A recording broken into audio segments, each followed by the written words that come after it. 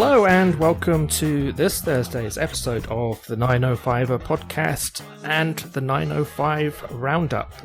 My name is Roland Tanner. I am Joel McLeod. And we have a brace of stories, a couple of more general interest to everybody in the 905, and indeed in Ontario, and a couple a bit more local. But we're starting off with, a kind of provincial act of Scroogery, shall we say? Scroogery? is that a word? It isn't. It is now. It is now. It's a good one. Anyway, Scrooge McFord has made a decision.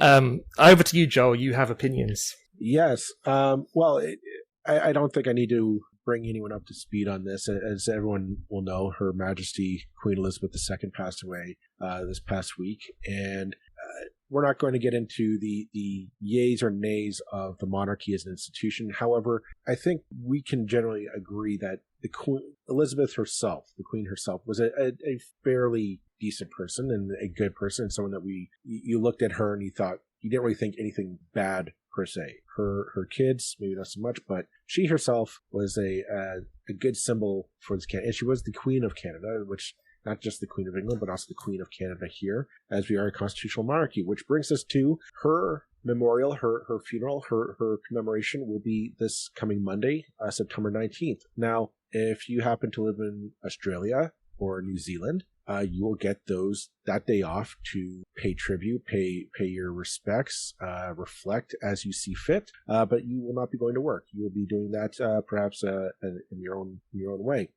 Same should be said here in Canada. The Prime Minister said that it will be a day off for federal employees. And if you look out to our eastern part of the country, the Maritimes, so PEI, Nova Scotia, New Brunswick, will all be invoking the day off. I believe Newfoundland as well. Quebec, not so much, and definitely not here in Ontario. Premier Doug Ford has decreed, nope, we'll just have a day of mourning at 1 o'clock. We are granted the right to take a moment of silence. That's it.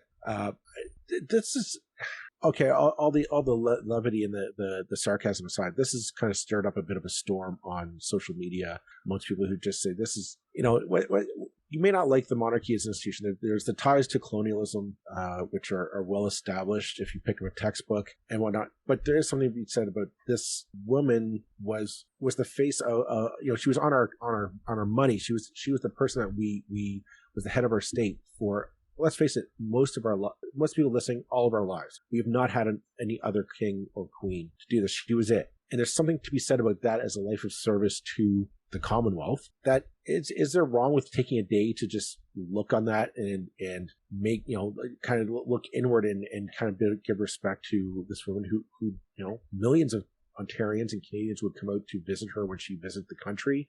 There's something there. And I think, I think Doug Ford is on the wrong side of this one. Yeah. I mean, I think actually the point I would kind of make just occurred to me while you were talking is that everybody thinks Justin Trudeau is some kind of dictator. The guy can't even give us a day off unless you actually work for the federal government. The guy can't give us a weekend, a long weekend. The federal government in this country is very weak. Our confederation is very decentralized, and a huge amount of the whip hand lies with the provinces. And this kind of just illustrates that point. They can't even make a national holiday, for goodness sake. Now, as to the rights and wrongs of the day itself, I'm not really going to get into that. I'm not a royalist, but I've got nothing against days off, and I've got nothing against the individual monarch per se. It's what it represents that I have a bit of a beef with. Kind of I have this thing about democracy. That sounded really smug, and I didn't mean it to. But this monarchy is symbolic, and the symbol is anti-democratic, and that's my kind of beef with it. That's neither here nor there right now. I think if she's just as much our queen as she is the United Kingdom's queen. She was just as much our queen as she was Australia's queen or New Zealand's queen or any of the Commonwealth nations that still have her as head of state. who is Doug Ford to say that we should be treated differently? And the reason seems to be, reading between the lines, that certain business and industry groups have suggested that it would be too hurtful for business. Well, give me a break, really. I mean, we don't. One advantage of being a monarchy, is we get a few extra days off. Maybe one day every 10 years we'll get a day off because of a wedding or whatever. That sounds extremely cynical. I don't mean it to be, but this is part of the price of being a monarchy. The Conservatives have traditionally been the party of tradition and conservatism, of conserving what is best, in the immortal words of Robert Peel, who created that party in 1845, 1846. I think I remember my history lessons from school. Word for it. The Tamworth Manifesto is where that word was. The Conservative Party was born, conserving what is best, and royalty has always been a big part of that. It's like, surely to goodness, that if you think that a monarchy is a good thing, and that's a very valid point of view, if you think monarchy is worth preserving, and that's a perfectly valid point of view, then giving it the honour and respect that certainly millions of Canadians feel and share about the late Queen Elizabeth, is completely appropriate within that context. And I think it's bizarre that Ontario should want to take a different route for entirely tedious and uncharitable kind of reasons, rather than for any good reason. That's the thing is, the Conservative Party and the Progressive Conservative Party, because they are two separate entities, both love to wrap themselves in the flag and pride themselves on tradition and the sanctity of our past, and how it will, the golden days of yesteryear, what we have to rebuild towards. It was never as good as how we once had it. And I find this act is a slap in the face to that. Like it's kind of that, it shows that naked ambition that's underneath it all. That this myth of they want to help build what's strong in this country. And I like to say the idea of small business unable to shut down for a day. Because here's what's going to happen. The ones who are not going to shut down are going to be your Tim Hortons or your McDonald's. They are going to be just fine. Like, they are not going to. To me, they're not going to be hurting for a day closed down. And it's kind of this weird yin yang approach that this government has towards business. They love to pride themselves on our private enterprise. It can do anything. It can, once we unleash the power of private enterprise and innovation, and we can do anything in this country. The secret to for our long-term care problems, it's the private sector. They're going to innovate, and they're going to find better ways of doing it. And yet at the same time, can we have a day off to commemorate our queen? Oh, they're so hard done by. They couldn't possibly bear the weight of one day off to pay their employees. And it's like, no, you can't have it both ways. Either our businesses are so weak and hard to get by, and they're scraping by, and they're so weak and incapable of any kind of change or any bad things that might happen, that in which case then we better start propping them up with massive handouts and tax breaks and just hand them everything, which maybe that's what is coming down the line, who knows. Or they're strong enough that they can weather any change, any rules, any laws, or the commemoration of our head of state. They should be able to weather that one day. Like, it's just one day. They'll make up that money later in the week. And it actually touches back on something that came up in yesterday's interview with Keenan Loomis, and I didn't want to make the whole interview about this one point, so we moved on. But we were discussing the Ontario Chamber of Commerce's and the individual branches of the Chamber of Commerce's opposition to the increase in minimum wage back in 2018. And Keenan Loomis said, well, this was connected with kind of the Liberals' last-ditch attempts to stay in power. And I could dispute elements of that. But more to the point, what I do remember very well from that time is that, if when surveys were done of members of the chambers of commerce around the province, small businesses like mine, from micro to minimal, overwhelmingly were just fine with an increase in minimum wage because we appreciated that our business don't succeed with badly paid staff. We have to pay well to get the kind of staff that we want. Paying bad wages is bad business for small businesses. The people who kicked up a stink about minimum wage and who insisted that any increase would kill off businesses left, right, and centre, which it didn't and which it never does, were the big businesses, the major corporations, the Labatt's and the Molsons and the Walmarts and the Amazons and the rest of them. Those are the ones that complain. The ones who are never going to go out of business because of anything, but who are answering to their shareholders and thinking of the end of year report profit percentages, which has nothing at all to do with good business sense, in fact. So, which is a long way of coming back to this, that certain business groups, I believe, have said this would be a bad thing to take the day off. Well, that's not coming from small businesses. That's coming from big business. No, let's say it. It's on Twitter. The Canadian Federation of Independent Business came out and said we shouldn't have a day off. It's too onerous. And you're right. For all the reasons that you just said, it's not onerous. One day off to commemorate our head of state is not nobody's going to go to business for that. It's a bullshit argument. And what I think this small moment is that it's become nakedly clear Doug Ford and the PC party does not care about institutions. They don't care about people who, individual citizens of this country say, well, I want to pay homage or my respects in my way. I would like a day to do that. They don't care about that. They care about money and the money of their friends. They don't care how. They just know that their friends need to make more money this year than they did last year. They don't care how. We're expendable for that. That's what it comes down to. And I think it's perfectly acceptable and perfectly natural and perfectly respectful, in all honesty, if you're a person who's simply going, I want an extra day off. They're getting it. 60 million people are getting it in that country. 30 million people are getting it in that country. 18 million people are getting it in that country. Why the hell aren't I getting it?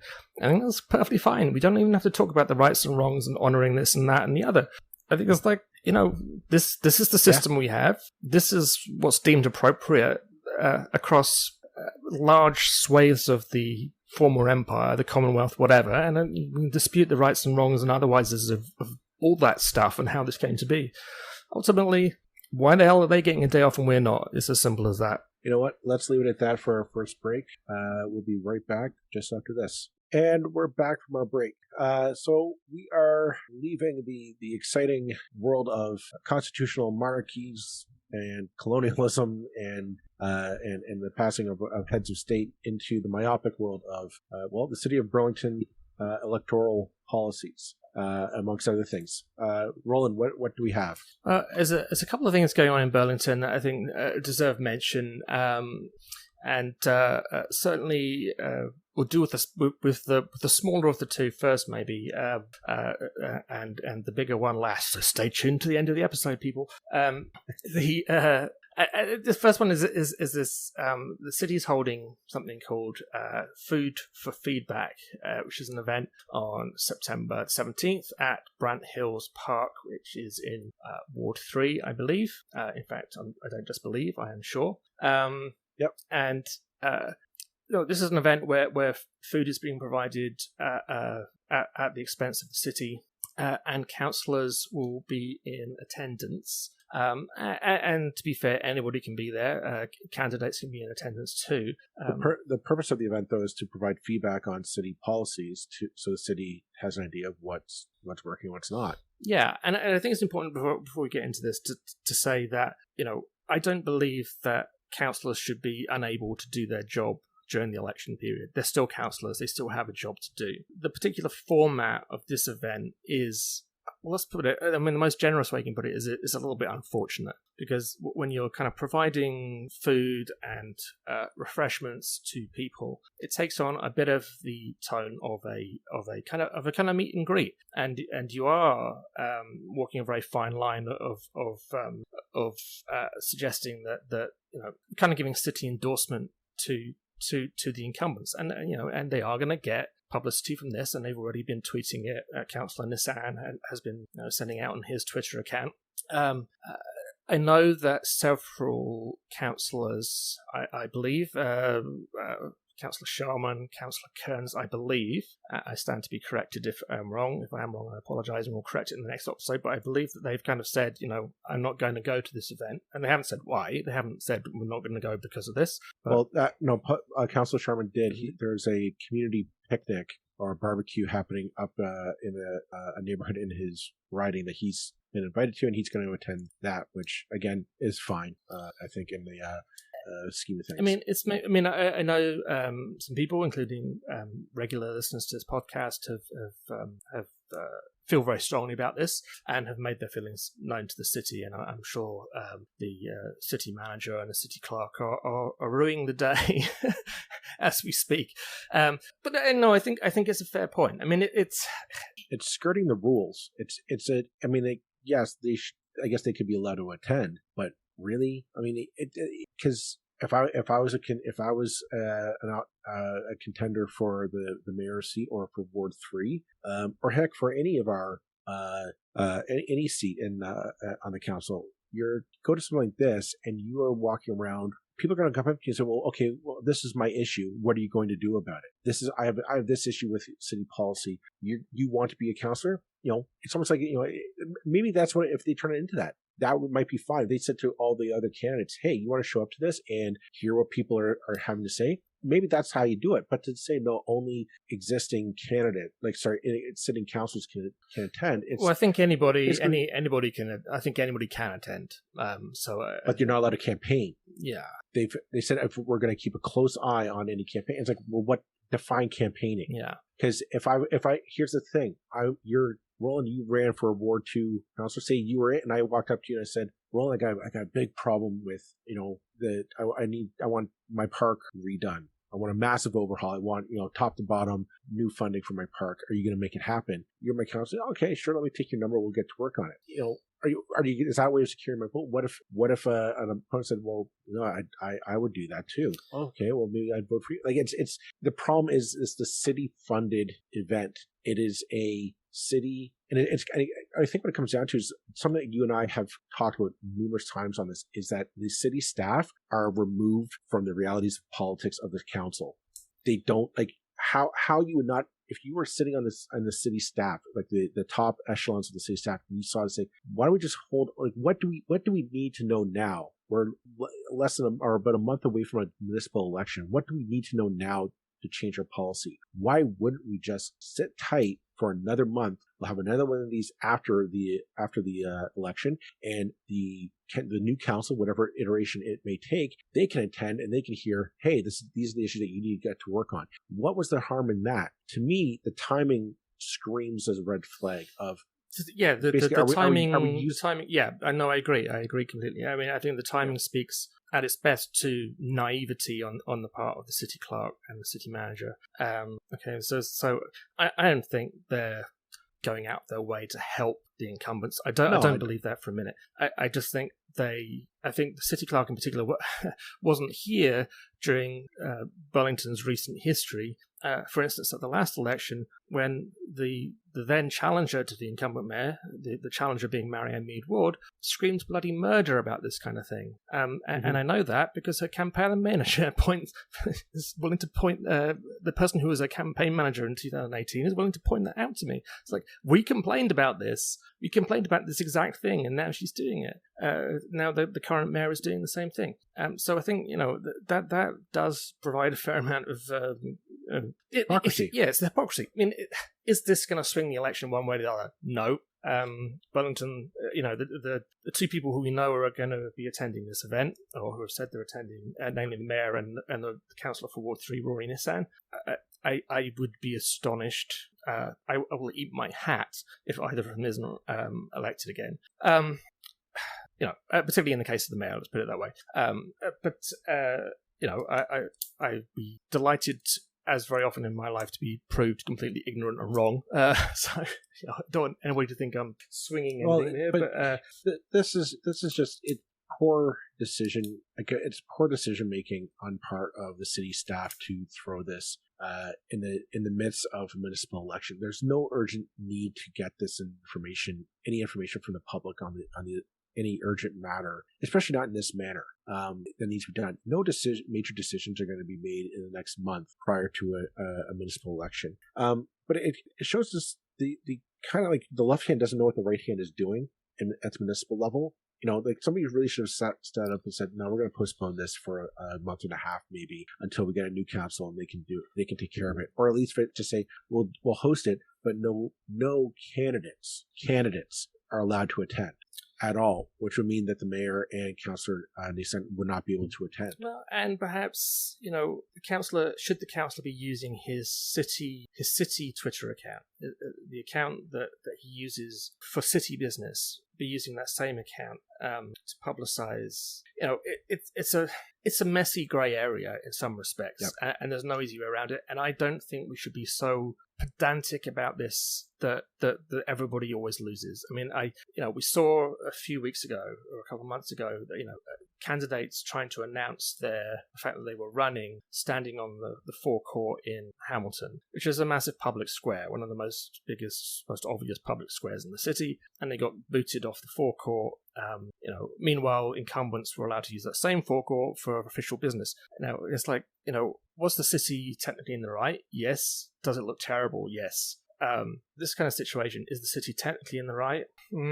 I think it's more, it's bad judgment. Would they just have been wise to postpone this for a month, or a month and a half or whatever it is? I think also yes.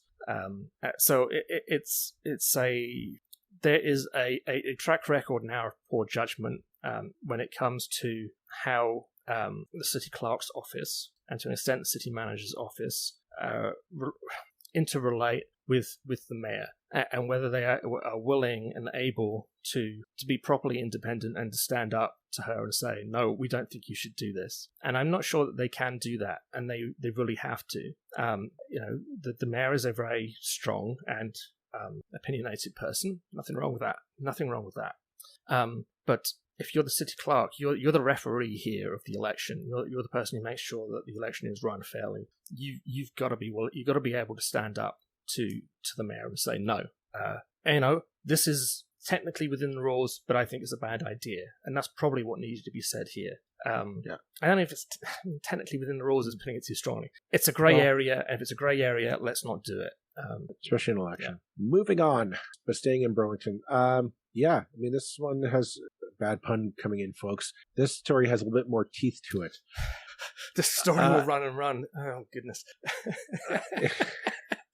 So, this is a story that I don't think is just necessarily local to Burlington. I'm pretty sure this has been reflected in every municipality in the 905 west of Toronto. But Coyotes, they're here to stay apparently. But that's not a good thing, because they're getting very, very aggressive. So if here in Burlington, south central area of Burlington, an elderly woman was bitten by a coyote as she was out just minding her business, going for a walk. I think she was in fact asleep in sort of a garden, and woke up to find a coyote biting her. I think that's the. But this isn't like she herself was not being aggressive to the animal or anything. It was completely unprovoked. My understanding is she is okay, although I'm sure a bit shaken from the situation, as any of us would be. But this has kind of been a long time coming. This isn't an event that I don't think anyone here in Burlington, I doubt that anyone in the 905 would really say, oh my gosh, that's so shocking. Everybody would say, well, this was going to happen eventually. For years, we have been hearing about coyotes walking brazenly through residential streets, not up near new developments up on the escarpment, but like right downtown, neighborhoods down by the lake, long established neighborhoods. And for years, citizens have been calling into City Hall saying, what are we going to do about this? Can we send animal control to send traps or relocate or to do something with these coyotes? To which the response has always been, nope, nothing. Can't do anything about them. The best we got was just, don't leave out garbage, don't feed them. They'll leave you alone. Well, they aren't. The fear, like I'm a parent. I've had coyotes in my neighborhood. I had coyotes walk. We've seen coyotes walking down my street in my neighborhood. the fear is that, if we have young children out, we expect them to be able to go out, play safely in their neighborhood, go to the neighborhood parks, go over to their friends' houses and play and act as children. The last thing we should be fearful of is there a coyote stalking our children? And that might sound hyperbolic, folks, but let's be. I think at this point we're not. Now, the reason why I want to bring it up is I think the city posted an official response on their Facebook page. I think it's a little bit tone deaf. And I'm going to quote directly from this.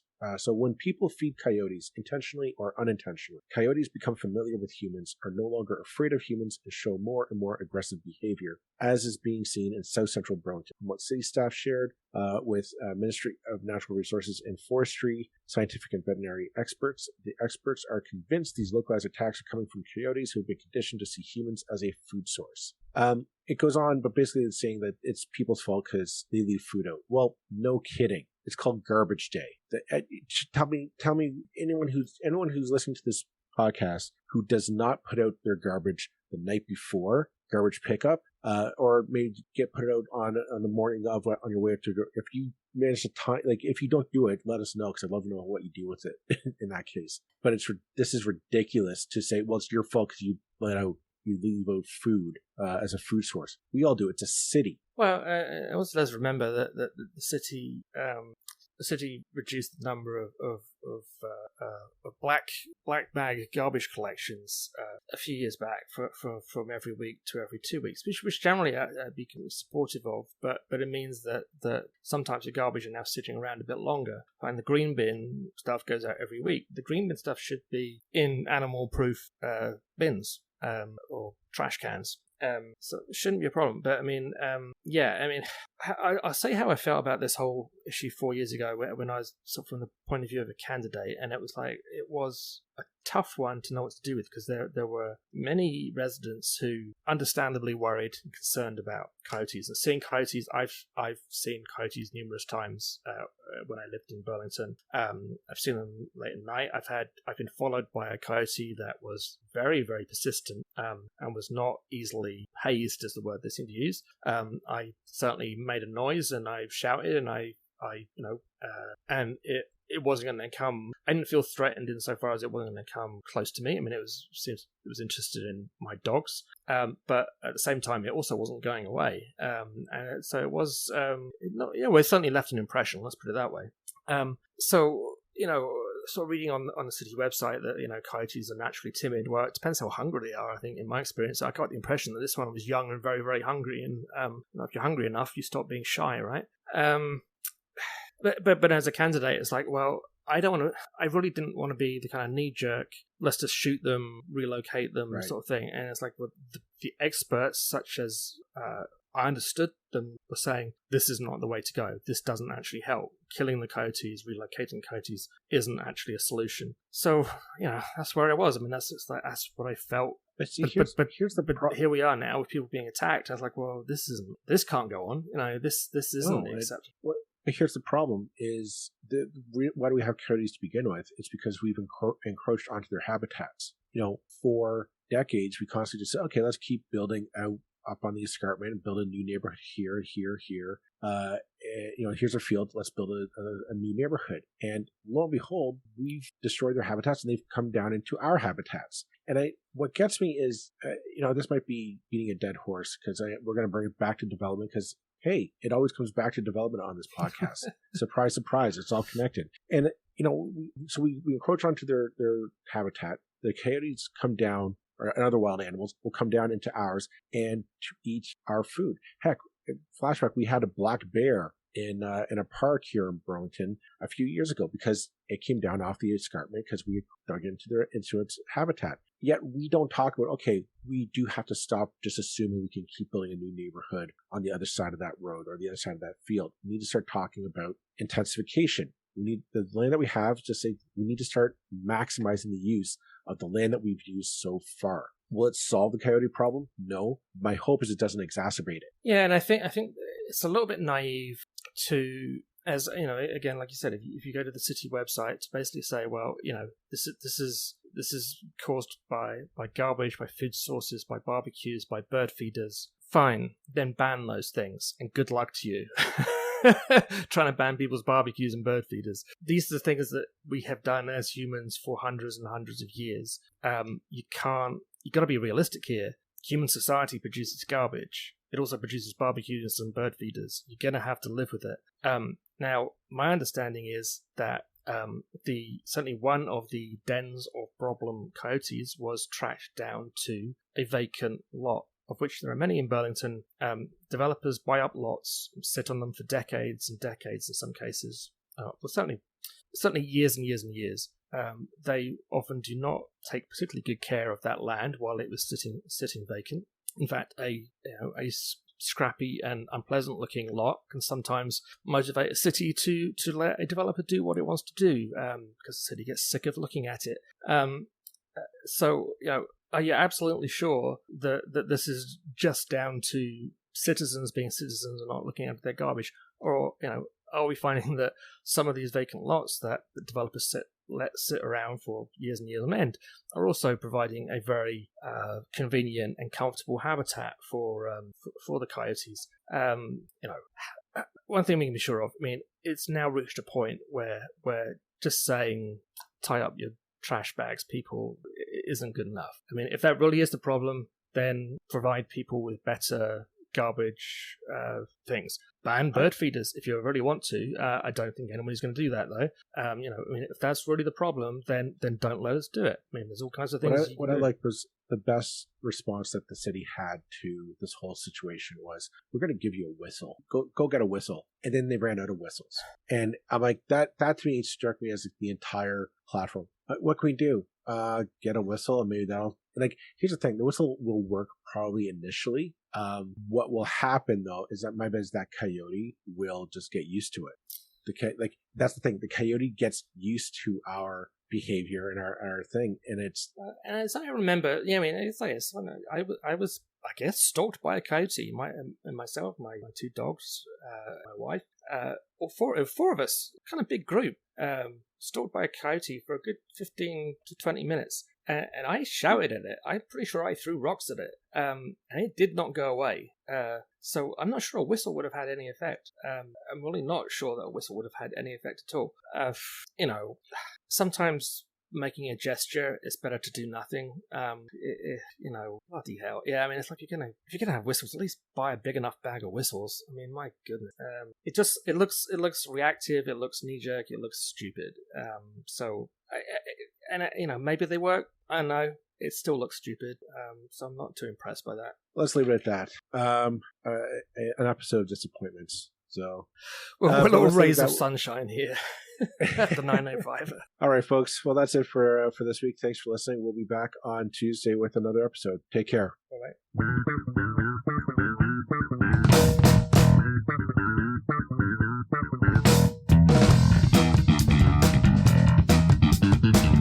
That's it for this episode of the 905er. Thank you for listening. As always, you can send us your feedback, thoughts, and concerns, or ideas for future episodes to our email, info@905er.ca. We love to hear from you. You can help us keep the 905er going by financially supporting us through Patreon as well as PayPal. Visit us at 905er.ca and click on the support tab. As well, links are in the show notes for your convenience. Lastly, you can find us on social media. Search for _905er on Facebook, Twitter, Instagram, and LinkedIn. So long for now. See you next time.